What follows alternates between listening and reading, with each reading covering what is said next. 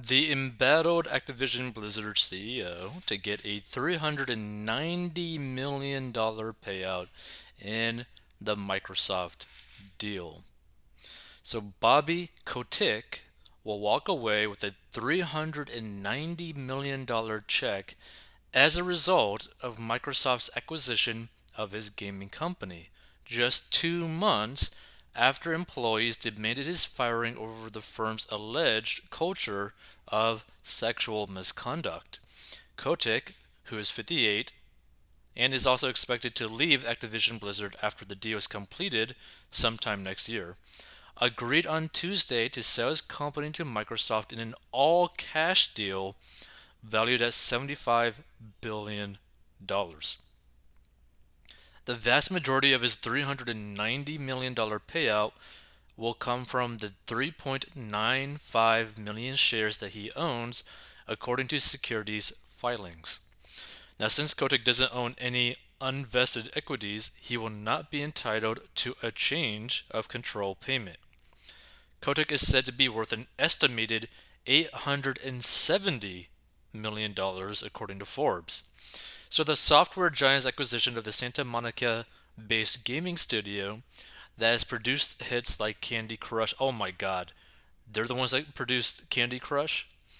Call of Duty and Guitar Hero will make it the third largest company in the online gaming space behind Tencent and Sony. Like, I don't know if you guys realize this. The important thing to understand about why their businesses are even worth so much money is that a lot of their games are more so freemium, right? So a lot of them tend to be games that are free to play, right? But there's a lot of in-app purchases or in-game purchases. So you could literally have a free game, like completely free, right? And a gamer that loves the game so much, loves the culture, loves the community, all that sort of stuff, ends up spending thousands upon thousands of dollars, potentially every single month, in that game, right? So, like a personal story, I knew someone that played League of Legends, which is a free game, that spent a lot of money in League of Legends, which is a free game. I've also talked to people randomly that they played Candy Crush, and I asked them, like, hey, how much have you spent on Candy Crush, right? Oh, and they're like, oh, I don't know, maybe like $10, maybe most $50. And then when I asked them, like, hey, like, are you able to check how much you actually spent on it? And they actually go and check it. They you see their eyes kind of droop a little. They're like, oh God, I spent that much amount of money, right? Like they spent like hundreds of dollars in a phone app that has really no value in their day-to-day life, right? Like it's crazy when you take a step back and really look at it. Now, here's the thing. Really, there's nothing wrong to spend your excess cash on things that you truly enjoy if it is gaming, right? Like there's nothing wrong with that. But the problem is that there's a lot of people who do play these games that do buy the things inside these games that are basically potentially living paycheck to paycheck. So you're living paycheck to paycheck, so you're going into debt to buy things that technically don't really exist in a game that really has no impact on your life so that you can make billionaires basically more rich, right? It gets crazy when you take a step back from it, right? But again, if you have excess cash, like if you're debt free and you have excess cash and you just feel like splurging on in-app purchases of games that you love, nothing wrong with that, right?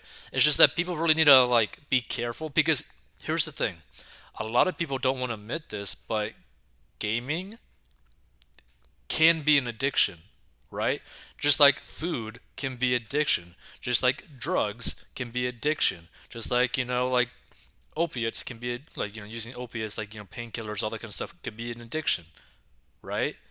You got to be very careful even with gaming because after a certain point, if you start having a negative effect on your day-to-day life, specifically financially, because of how much money you're spending within a game, You got to be really careful. So, Microsoft's official announcement of the acquisition, the largest in the history of the tech giant, did not mention Kotick. So, Kotick, who has helmed Activision Blizzard since 1991 after he led a group of investors in purchasing the company, will stay on through the transition. Once the deal closes in 2023, the Activision Blizzard business will report to Microsoft Gaming chief Phil Spencer, a Microsoft spokesperson told the Wall Street Journal. Now, Kotick told the Journal on Tuesday that he will always be available to ensure that we are going to have the very best integration, and he refused to comment on his future status. Basically, meaning that he's probably going to get let go, right? So the Microsoft deal ends the tumultuous period for Activision Blizzard. In recent months, the company has been scrutinized for its alleged mishandling of complaints related to reported instances of sexual harassment and discrimination. In July of last year, the company was sued by the California Department of Fair Employment and Housing after a 2-year investigation found alleged cases of harassment, discrimination, and a toxic workplace culture. Now, the investigation accused the firm of tolerating a frat bro culture that included rape jokes, crude comments, and groping. Now, here's the thing: you should never grope anyone, period. One female employee who was said to have been subjected to abuse died by suicide. That is horrendous.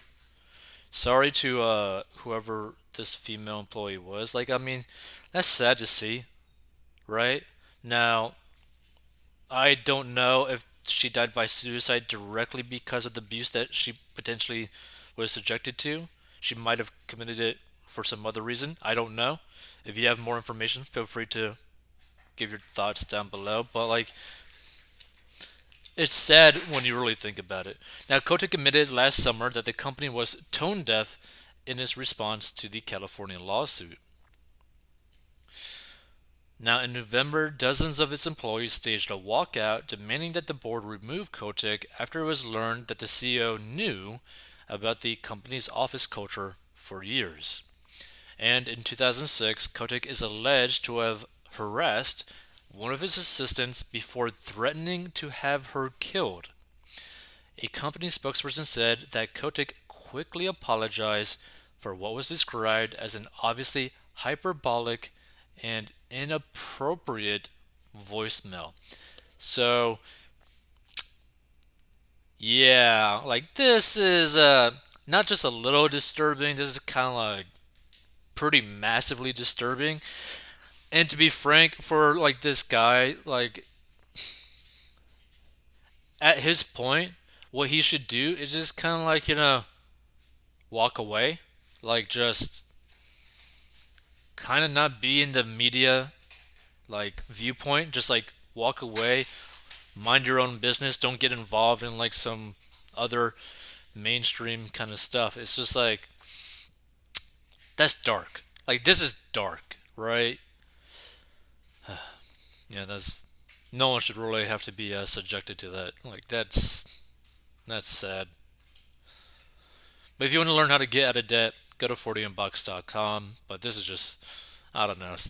These CEOs are like nuts.